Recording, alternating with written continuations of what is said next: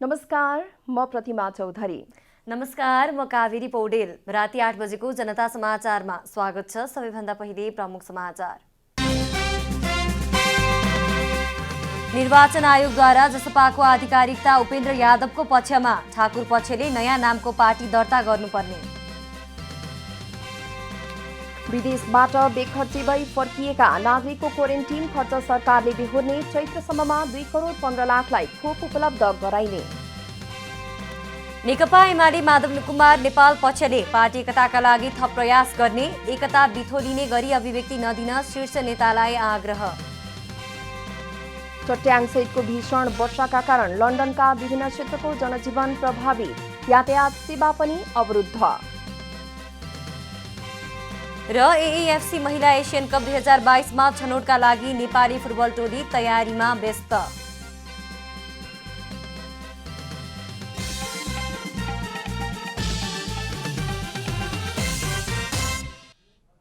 अब पूरा समाचार।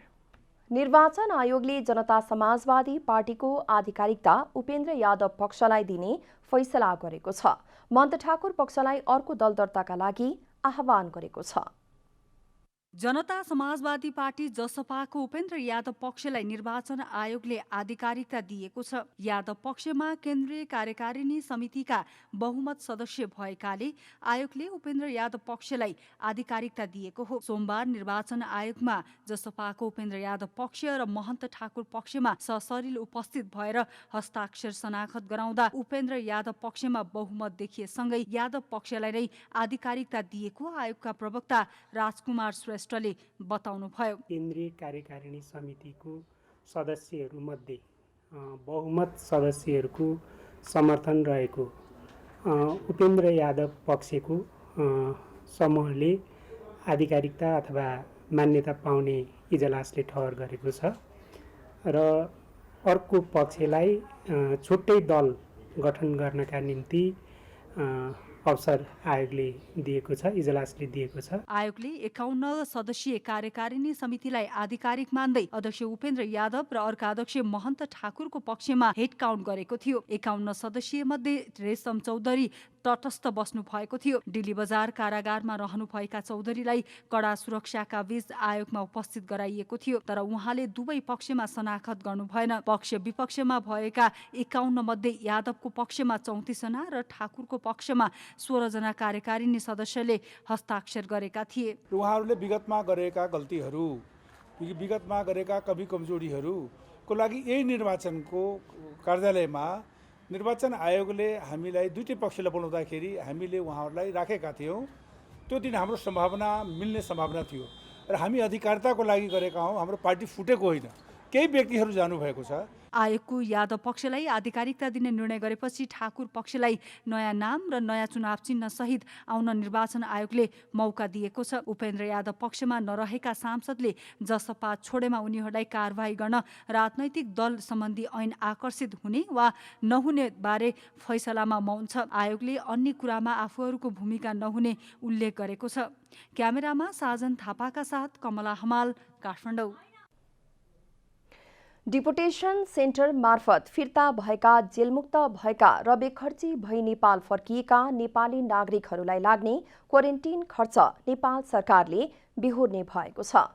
सोमबार सिंहदरबारमा बसेको मन्त्री परिषदको बैठकले गरेको निर्णय सुनाउँदै सरकारका प्रवक्ता तथा कानून मन्त्री ज्ञानेन्द्र बहादुर कार्कीले डिपोटेसन सेन्टर मार्फत फिर्ता भएका जेलमुक्त भएका र बेखर्ची भई नेपाल फर्किएका नेपाली नागरिकहरूलाई लाग्ने क्वारेन्टिन खर्च नेपाल सरकारले बेहोर्ने बताउनुभयो। डिपोटेसन सेन्टर मार्फत फिर्ता भएका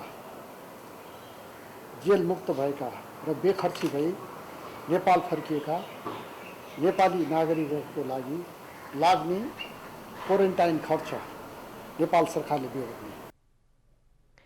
यस्तै सरकारले क्वारेन्टिनका लागि आवश्यक प्रबन्ध मिलाउने काम श्रम रोजगार तथा सामाजिक सुरक्षा मन्त्रालयले गर्ने र यसका लागि आवश्यक रकम अर्थ मन्त्रालयले निकासा गर्ने निर्णय समेत गरेको छ।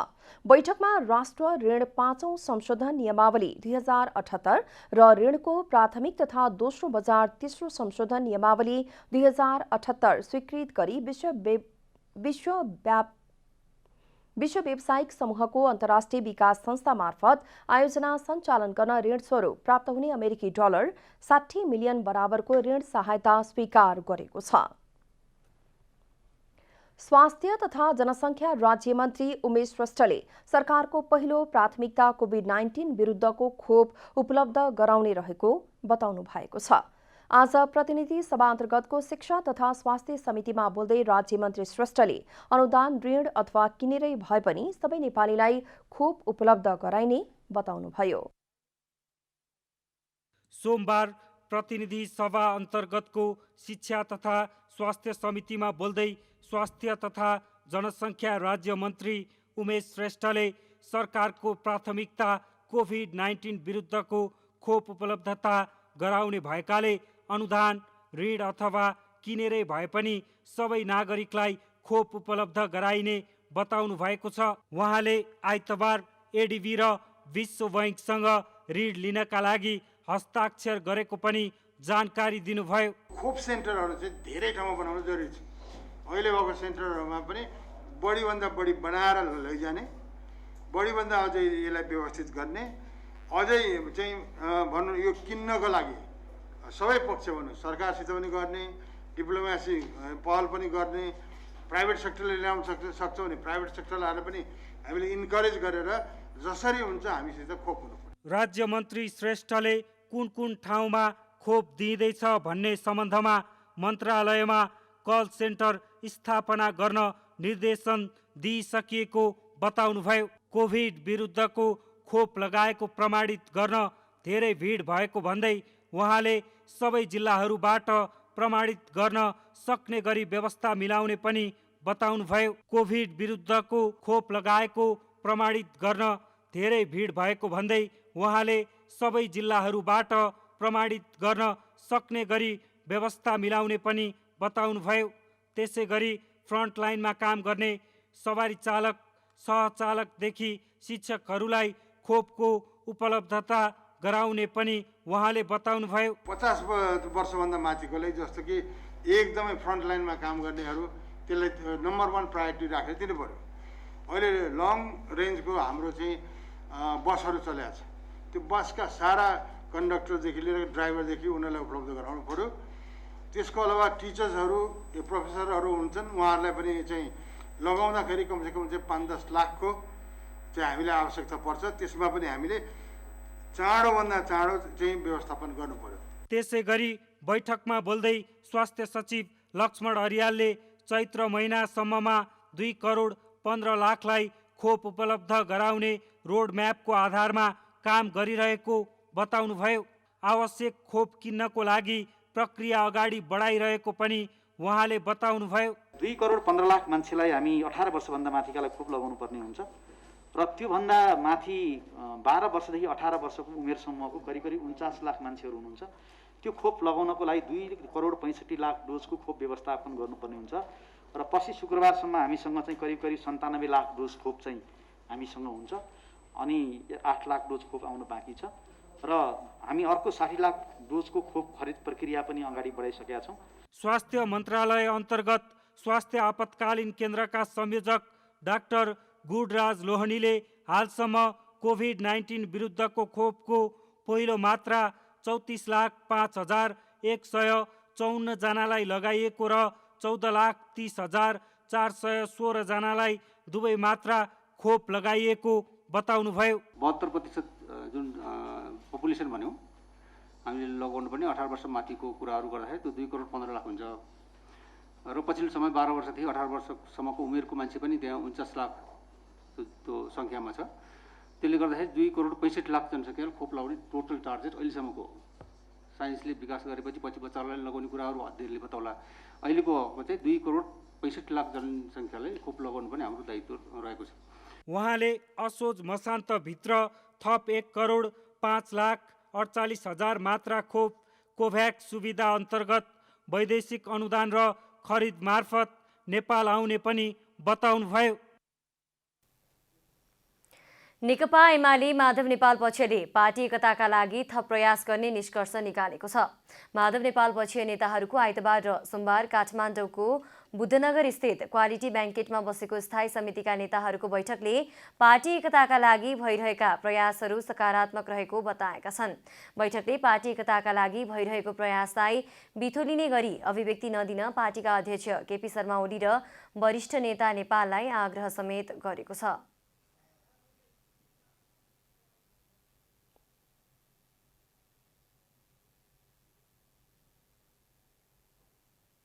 पार्टीको एकताको सम्बन्धमा भयो। अझैसम्म देखिएका अझैसम्म जे एकताको लागि प्रयासहरू भइरहेछन् ती प्रयासहरू धेरै हदसम्म सकारात्मक भएको र ती सकारात्मक प्रयासहरूलाई अब छिटो नै टुङ्गोमा पुर्याउनु पर्ने, त्यसलाई टुङ्गोमा पुर्याउनुको लागि अब थप प्रयत्नहरू गरौँ भन्ने कुरा भएर सबैको सहमति के भने एकतामा जोड दिएर जानुपर्छ भन्ने कुरामा सबैको सहमति। बैठकले अध्यक्ष ओली र वरिष्ठ नेता नेपाल बीच छिट्टै भेट हुने विश्वास पनि व्यक्त गरेको छ। शीर्ष नेताहरूलाई भेटघाटका लागि आग्रह गरिएको पनि नेता पन्तले जानकारी दिनुभयो। पार्टीको एकता हो। नेकपा एमालेका देशभरिका कार्यकर्ताहरू, नेकपा एमालेका मतदाताहरू र मुलुकको राष्ट्रियता र लोकतन्त्रलाई माया गर्ने जनताहरू नेकपा एमालेको एकता चाहन्छन् भन्ने कुरालाई हामीले आत्मबोध गरेका छौँ, हामीले बोध गरेका छौँ। त्यसैले एकताको दिशातर्फ हामी गम्भीरताका साथ अगाडि बढ्नुपर्छ। बैठकमा संविधानको रक्षा, प्रतिनिधि सभाको पुनर्स्थापनासँगै यसको प्रभावकारी काम कारबाहीलाई कसरी अघि बढाउने भन्ने विषयमा पनि नेताहरूले छलफल गरेका थिए। नेपाल विद्युत प्राधिकरणको यस वर्षको मुनाफा दोब्बरभन्दा बढीले घटेको छ।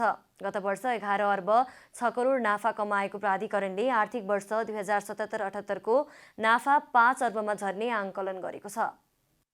आर्थिक वर्ष 2072-73 मा 8 अर्ब 89 करोड घाटामा रहेको नेपाल विद्युत प्राधिकरणलाई कार्यकारी निर्देशकका रूपमा कुलमान घिसिङले सम्हालेदेखि निरन्तर नाफामा थियो। तर आर्थिक वर्ष 2077-78 मा भने प्राधिकरणले कमाउँदै आएको नाफा दोब्बर भन्दा बढीले घटेको प्राधिकरणले जनाएको छ। प्राधिकरणका अनुसार आर्थिक वर्ष 2077-78 मा विद्युत चुहावट बढेको, कोरोना महामारीका कारण योजनाहरूको कार्यान्वयनमा ढिलाइ हुँदा मुलुकभित्रको विद्युत मागलाई आपूर्ति गर्न भारतबाट विद्युत आयात गरिएको कारण मुनाफामा असर परेको हो। प्राधिकरणमा हाल कार्यकारी निर्देशकका रूपमा हितमान साक्य कार्यरत हुनुहुन्छ। नवनियुक्त ऊर्जा मन्त्री पम्फा भुसाललाई प्राधिकरणमा गरिएको स्वागत कार्यक्रमका बीच साक्यले विद्युत चुहावट लगायतका कारणले मुनाफा घट्न गएको बताउनु भएको हो। साक्यका अनुसार 2077 असारसम्म 15.27% मा झरेको विद्युत चुहावट अहिले बढेर 16.3% मा पुगेको छ।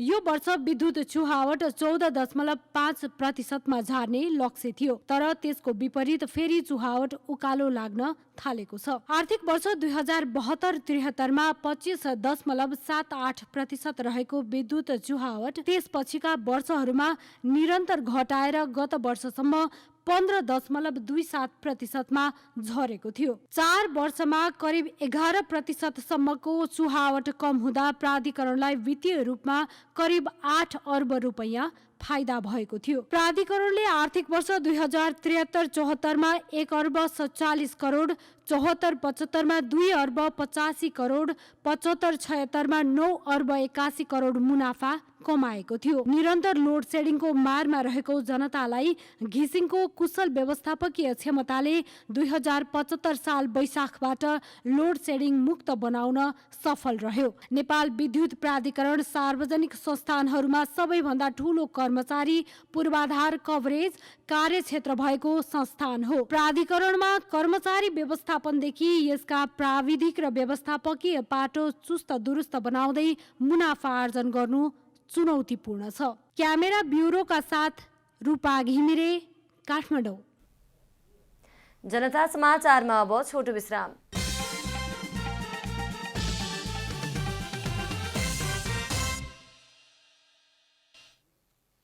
जनता समाचारमा अब थप समाचार। कोरोना भाइरसको संक्रमण विरुद्धको खोपको वितरण खुकुलो हुन थालेसँगै सर्वसाधारणमा कोरोना महामारीको त्रास घट्दै गएको छ।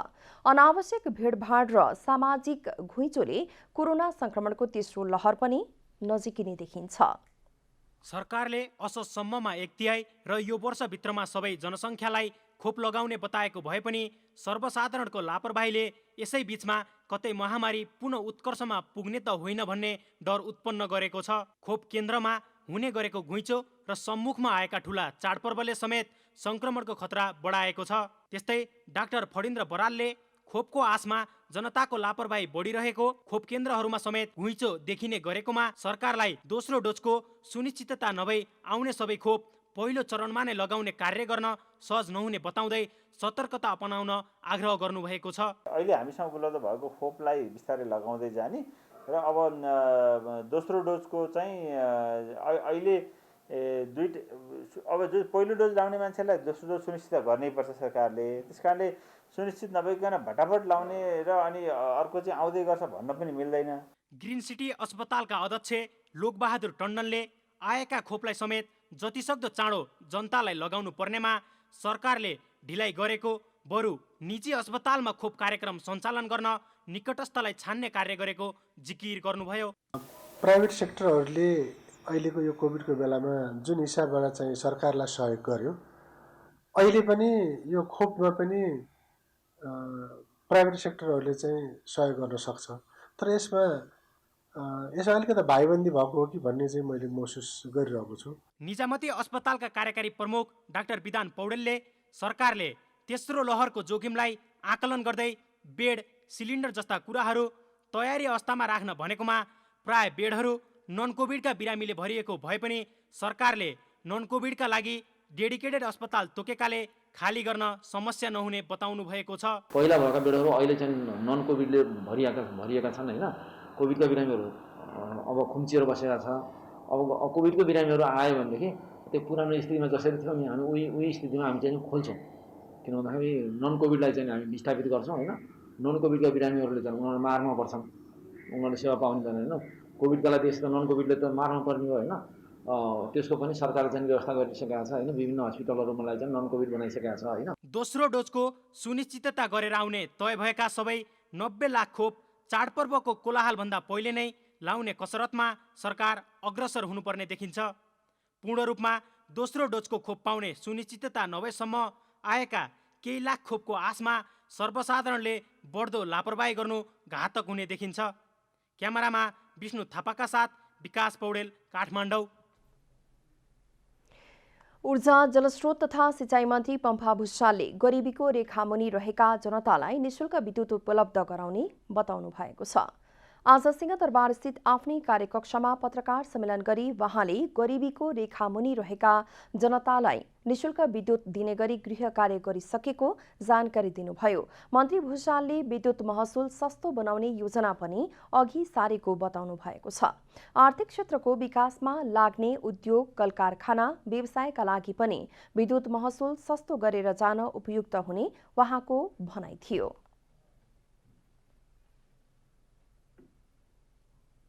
बेसिक लाइनबाट तल रहनेहरूलाई हामीले निःशुल्क विद्युत दिनुपर्छ। जति बढी बाले त्यति सस्तो हुनुपर्ने। हाम्रो त अलिकति बढी भयो, अर्को रेट बढ्छ जस्तो जुन ढङ्गको स्थिति छ। सायद यसलाई हामीले सम्बोधन हल गर्नुपर्छ। मन्त्री भुषालले विद्युत उत्पादन बढाउन निजी क्षेत्रसँग सहकार्य गरेर अघि बढ्ने बताउनुभयो। त्यसैगरी उहाँले ट्रान्समिसन लाइन निर्माणको काममा तीव्रता दिने पनि बताउनुभयो। मन्त्री भुषालले संविधानमा नै मौलिक हकको रूपमा रहेको शिक्षा, स्वास्थ्य, विद्युत, खानेपानी लगायतका आधारभूत वस्तुको सहज र सस्तो ढङ्गले जनतालाई उपलब्ध गराउन सरकारले जोड दिने सोच बनाएको स्पष्ट पार्नुभयो। अहिले देशको एकदमै उर्वरा जनशक्ति चाहिँ कृषिलाई यहाँ बाँझो राखेर अनि न त उत्पादन गर्छ, न उत्पादकता छ, न उत्पादन गरेको बजार व्यवस्था छ। अनि एकदम 45-50 डिग्रीको तापक्रममा विदेशमा गएर श्रम गरेर रेमिटेन्स पठाउने अनि राष्ट्र समेत चल्ने जो बाध्यता छ, यसलाई चाहिँ बदल्नको निम्ति चाहिँ हामीले कृषिमा सिँचाइको सुविधा पुर्याउँदा मात्रै पनि एउटा ठुलो चेन्ज आउँछ भन्ने मलाई विश्वास छ। मन्त्री भुषालले जलविद्युत आयोजना प्रभावित क्षेत्रमा देखिएको जग्गाको मुआब्जा लगायतका समस्या समाधान गर्न आफूले सम्बन्धित निकायलाई निर्देशन दिइसकेको जानकारी समेत दिनुभयो।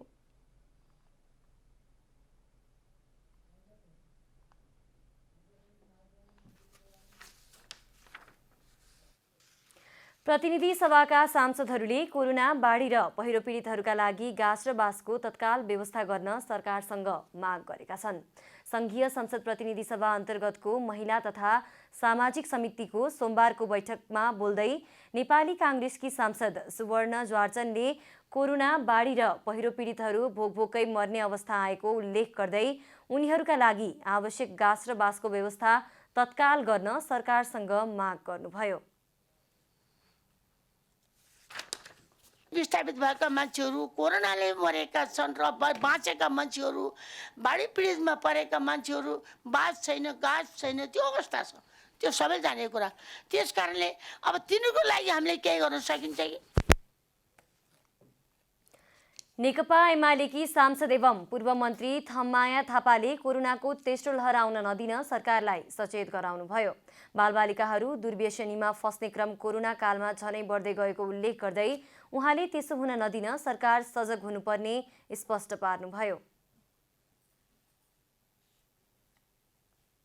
हिमालदेखि लिएर पहाडदेखि लिएर तराईसम्मका चाहिँ बालबालिकाहरू, खास गरी यो समूहमा जुन 18 वर्षदेखि तल र 6-7 क्लासदेखि माथिको चाहिँ पढ्ने बालबालिकाहरूको विभिन्न खालका कुलटमा परेको, फसेको कुराहरू हामीले देखिरहेका छौँ र यस्तो बारेमा बालबालिकालाई कसरी बचाउने?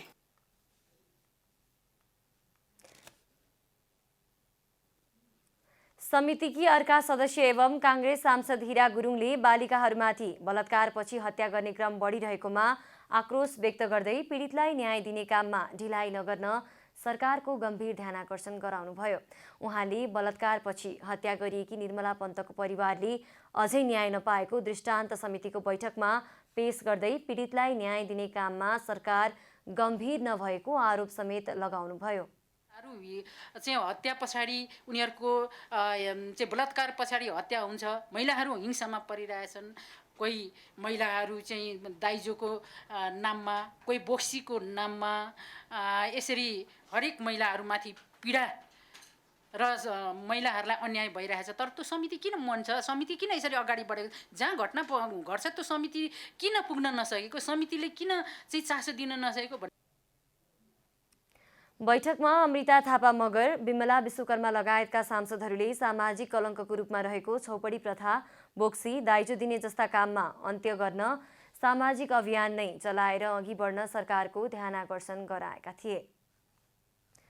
काठमाडौँ मेडिकल कलेजका कर्मचारी मदनलाल श्रेष्ठलाई सरुवा गरिएको विरोधमा कलेजका कर्मचारीहरू आन्दोलित भएका छन्। कर्मचारीहरूले श्रेष्ठलाई कलेजभित्र जान दिनुपर्ने माग गर्दै सोमबार बिहान मेडिकल कलेज अगाडि प्रदर्शन गरेका छन्। काठमाडौँ मेडिकल कलेज पब्लिक लिमिटेडको स्वामित्व नभएको संस्थामा श्रेष्ठलाई सरुवा गरिएपछि कर्मचारीहरू त्यसको विरुद्धमा आन्दोलित भएका हुन्। अस्पताल प्रशासनले श्रेष्ठलाई कलेज प्रवेशमा रोक लगाएको कर्मचारीहरूले दाबी गरेका छन्। उनीहरूले कर्मचारी विनियमावली 2076 मा भएको सेवा सुविधा व्यवस्थापन परिवर्तन भएपछि सबै सेवा सुविधा काटिएको र त्यसलाई स्थापित गर्न श्रेष्ठले पहल गरेका कारण उनलाई अस्पताल सञ्चालकले स्वामित्व नै नभएको स्थानमा सरुवा गरेको दाबी गरेका छन्।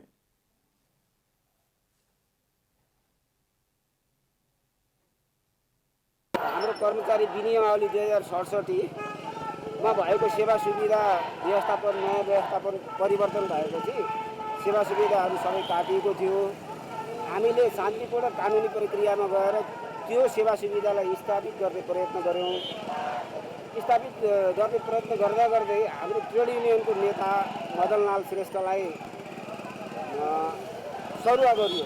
काठमाडौँ मेडिकल कलेजको कर्मचारी भएको नाताले यही भित्र काम गर्न चाहन्थ्यौँ। अस्पताल सञ्चालकले श्रेष्ठलाई अस्पतालको स्वामित्व नभएको अस्पतालमा सरुवा गरेको कर्मचारीहरूले आरोप लगाउँदै आएका छन्। बाढीग्रस्त सिन्धुपाल्चोकको मेलम्ची, हेलम्बु र 5 पोखरीका स्थानीयले तत्काल पुनर्वासको व्यवस्था मिलाउन सरकारसँग माग गरेका छन्। मेलम्ची, हेलम्बु र पाँचपोखरीका स्थानीयले सोमबार प्रधानमन्त्री शेरबहादुर देउवालाई 10 बुँदे ज्ञापन पत्र बुझाउँदै तत्काल पुनर्वासको व्यवस्था हुने गरी आर्थिक सहायताको व्यवस्था गर्न माग गरेका हुन्। प्रधानमन्त्री निवास बालुवाटार पुगेका उनीहरूले केपी ओली नेतृत्वको अघिल्लो सरकार र स्थानीय सरकारले आफूहरूलाई राहत दिने विषयमा चासो नदिएपछि आफूहरू विचल्लीमा परेको उल्लेख गर्दै उचित राहतको व्यवस्था गर्न प्रधानमन्त्री देउवाको ध्यानाकर्षण गराएका थिए। मेलम्ची बाढी प्रभावित क्षेत्रमा थप क्षति हुन नदिन तत्काल तटबन्धको व्यवस्था गरियोस्। 2. नदीलाई पुरानै धारमा कायम गरियोस्। 3. बाढीमा पुगेका घर र खेत जग्गामा माटो व्यवस्थापन एक्सकाभेटर मार्फत जमिनको सतह मिलाउने प्रबन्ध गरियोस्। 4. बाढीले घरबारहीन भएका रोजीरोटी गुमाएका व्यवसायमा क्षति पुगेकाहरूका लागि उचित आर्थिक प्याकेजको व्यवस्था गरियोस्। 5. बैंकबाट ऋण लिएर लगानी गरेर व्यवसाय गरिरहेकाहरूलाई ब्याज बिना र सहुलियतको व्यवस्था मिलाइयोस्। 6. किसान, उद्योगी, व्यापारी, विद्यार्थीका लागि अल्पकालीन र दीर्घकालीन राहत प्याकेज घोषणा गरियोस्। 7. मेलम्ची र हेलम्बुमा तत्काल बेली ब्रिजको व्यवस्था गरियोस्। प्रभावित क्षेत्रमा थप क्षति हुन नदिन तत्काल तटबन्ध निर्माण गर्न पनि सरकारको गम्भीर ध्यानाकर्षण गराइएको स्थानीय सागर कुमार श्रेष्ठले बताउनुभयो। पीडितहरूले मेलम्ची नदीलाई पुरानै धारमा कायम राख्न बैंकबाट ऋण लिएर लगानी गरी व्यवसाय गरेकाहरूको ब्याज मिनाहा गर्न, विद्युत महसुलमा छुट दिन, त्यहाँका उद्योगी, व्यापारी, विद्यार्थीका लागि अल्पकालीन र दीर्घकालीन राहतको घोषणा गर्न पनि प्रधानमन्त्री देउवासँग आग्रह गरेका छन्।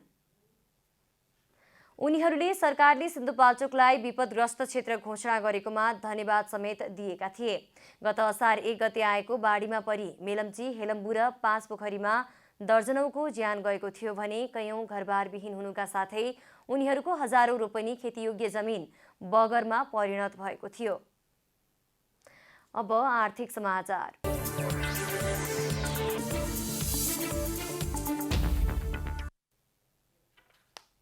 नेपाली बजारमा अण्डाको मूल्य हालसम्मकै उच्च भएको छ। सोमबारदेखि लागू हुने गरी अण्डा प्रति क्यारेट 385 कायम भएको छ। नेपाल अण्डा उत्पादक संघले लागू गरेको यो दर रेट हालसम्मकै उच्च हो। लकडाउन खोकुलो भएसँगै बजारमा चहल पहल सुरु भएपछि माग बढेको कारण अण्डाको मूल्य पनि बढेको हो। हाल दैनिक 33 लाख हाराहारीमा अण्डा उत्पादन भएको संघको दाबी छ। अन्य समयमा यो संख्या 47 लाखसम्म पुग्ने गरेको छ।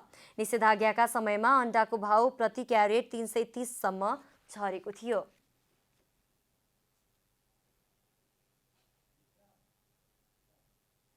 जनता समाचारमा अब छोटो विश्राम।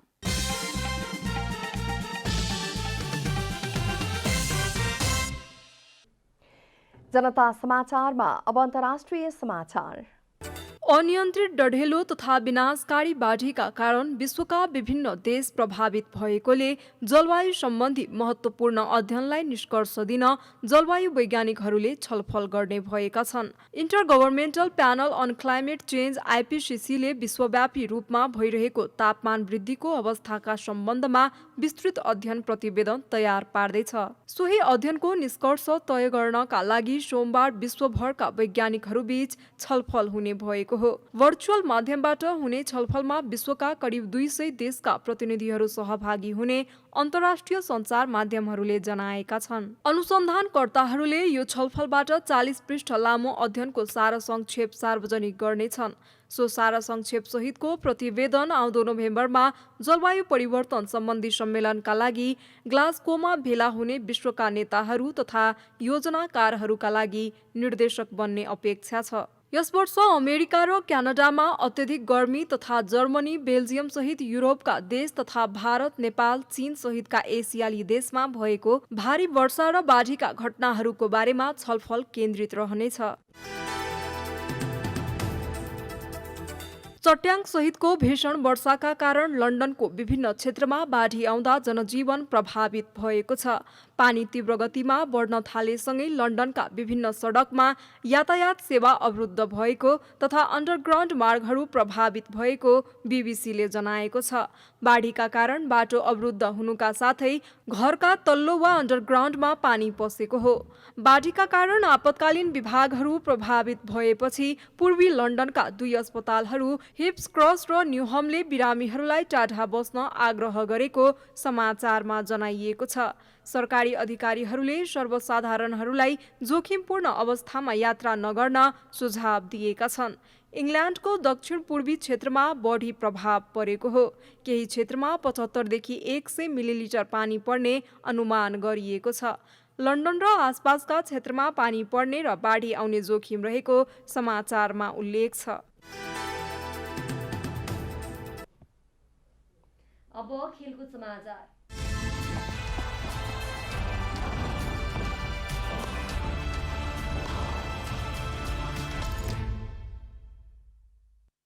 काठमाडौँको सातदोबाटो स्थित एन्फा कम्प्लेक्सको मैदानमा नेपाली टिमले नेपालमा आयोजना हुने एएफसी महिला एसियन कप 2022 छनौटका लागि तयारीलाई तीव्रता दिइरहेको छ। मुख्य प्रशिक्षक ग्यारी फिलिप्सले खेलाडीलाई बन्द प्रशिक्षणमा बोलाएका छन्। छनौट चरणको खेल खेल्न लागेको नेपाल समूह एफमा परेको छ। नेपालको समूहमा फिलिपिन्स र हङकङ रहेका छन्। एसियन कप खेल्ने लक्ष्य नेपाली टोलीले राखेको छ। नेपाली टोलीका लागि ठूलो अवसर भएको भन्दै सहायक प्रशिक्षक अरुणा गुरुङले खेलाडीले मेहनत गरेको बताउनुभयो। यो त ठुलो अपर्च्युनिटी हो, किनभने अब यो विगत जस्तै हामीले खेले हाम्रो पालामा एसियन च्याम्पियनसिप मात्रै खेल्थ्यो। अहिले चाहिँ पछि साफले गर्दाखेरि त्यो एसियनमा चाहिँ जान सकिएन। अहिले यो चाहिँ फर्स्ट अहिले गर्छ। यो चाहिँ बिग अपर्च्युनिटी। चुनौती त टफै छ र पनि अब उनीहरूको न्यू एक्सपिरियन्स पनि हो। आफूभन्दा हाई ऱ्याङ्किङसँग खेल्न पाउँदाखेरि यो नयाँ चाहिँ एक्सपिरियन्स पनि हो।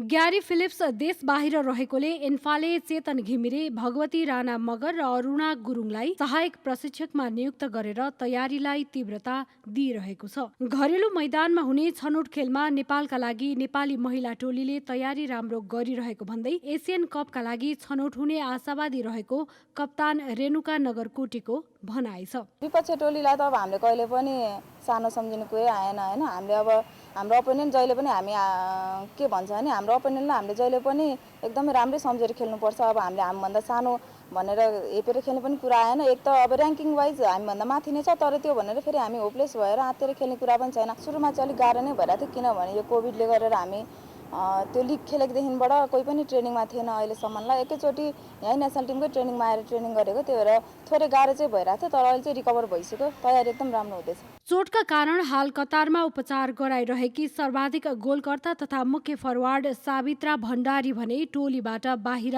हुनेछिन्। मुख्य खेलाडी नभए पनि नयाँ खेलाडीको प्रदर्शनबाट प्रतियोगितामा छनौट हुनेछ। टिमलाई अब सबभन्दा स्ट्रङै सावित्रा भण्डारी जस्तो लाग्थ्यो होइन। अब ऊ नभएपछि त अब अलिकति भने नि पहिलाभन्दा अलिकति केही लुज जस्तो लागिरहेछ। डिफेन्समा त प्रायः सबै नै छ, तर त्यसमा पनि मनमाया लिम्बू पनि छैन नि त योपालि, तर उसलाई कभर गर्ने अर्को प्लेयर पनि आइरहेछ। राष्ट्रिय महिला फुटबल टिमका लागि 3 जना सहायक प्रशिक्षकले मुख्य प्रशिक्षक ग्यारी फिलिप्सको निर्देशनमा अभ्यास गराइरहेका छन्। अब मौसम समाचार।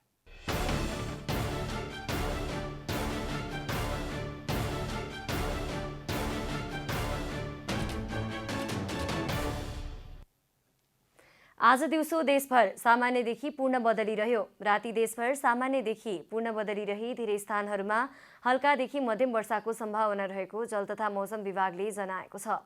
अब देशभरका विभिन्न स्थानका मौसम सम्बन्धी थप विवरण।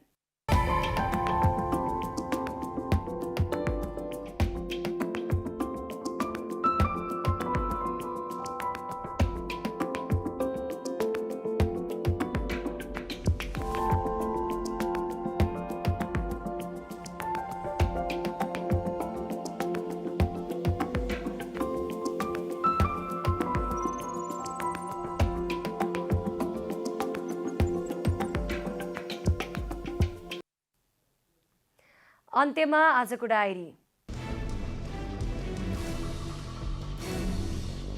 निर्वाचन आयोगले जनता समाजवादी पार्टी जसपाको आधिकारिकता सम्बन्धी विवाद टुङ्ग्याएको छ। आयोगले उपेन्द्र यादव पक्षलाई आधिकारिकता दिँदै महन्त ठाकुरलाई नयाँ नामको अर्को पार्टी गठन गर्न आउन भनेको छ। हेड काउन्टमा जसपाका 51 कार्यकारिणी सदस्य मध्ये उपेन्द्रको पक्षमा 36 र महन्तको पक्षमा 16 जनाले मात्रै हस्ताक्षर गरेका थिए।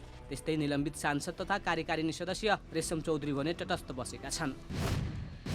नेकपा एमाले माधव नेपाल पक्षले पार्टी एकताका लागि थप प्रयास गर्ने निष्कर्ष निकालेको छ। माधव पक्षको बैठकले एकताका लागि भइरहेको प्रयासलाई बिथुलिने गरी अभिव्यक्ति नदिन पार्टीका अध्यक्ष केपी शर्मा ओली र वरिष्ठ नेता नेपाललाई आग्रह समेत गरेको छ। ऊर्जा जलस्रोत तथा सिँचाइ मन्त्री पम्फा भूषालले गरिबीको रेखामुनि रहेका जनतालाई निशुल्क विद्युत उपलब्ध गराउने बताउनु भएको छ। सोमबार सिंहदरबार स्थित आफ्नै कार्यकक्षमा पत्रकार सम्मेलन गरी उहाँले गरिबीको रेखामुनि रहेका जनतालाई निशुल्क विद्युत दिने गरी गृह कार्य गरिसकेको जानकारी दिनुभयो। चट्याङ सहितको भीषण वर्षाका कारण लन्डनको विभिन्न क्षेत्रमा बाढी आउँदा जनजीवन प्रभावित भएको छ।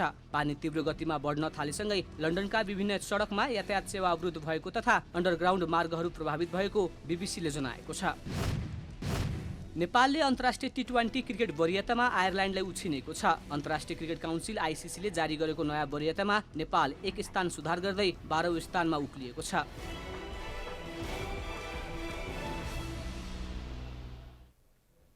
जनता समाचार अहिलेलाई यति नै। जनताद्वारा जनताका लागि प्रसारित जनता टेलिभिजनका कार्यक्रमहरू युट्युब, ट्विटर, फेसबुक र हाम्रो वेबसाइट जनतासमाचार.com मा पनि पढ्न र हेर्न सक्नुहुनेछ।